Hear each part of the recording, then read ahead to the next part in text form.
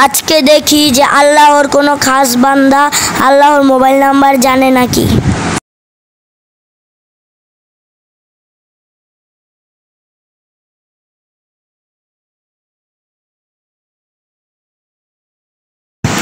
আসসালামু আলাইকুম মোহাম্মদ আব্দুল্লাহ, আপনি কেমন আছেন?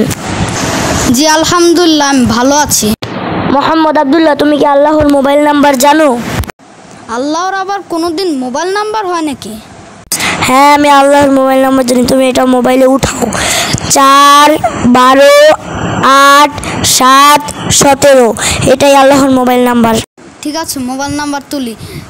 4 12 8 7 17। কই ফোনই তো ঢুকছে না। আচ্ছা, আবার আমি ট্রাই করে দেখি।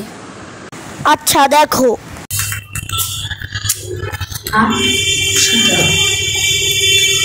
কই ফোন ঢুকছে না তো।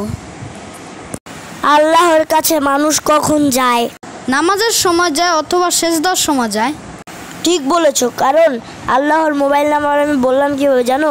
ফজর 4 রাকাত, জোহর 12 রাকাত, আসর 8 রাকাত, মাগরিব 7 রাকাত, এশা 17 রাকাত, এগুলোই হলো আল্লাহর মোবাইল নাম্বার।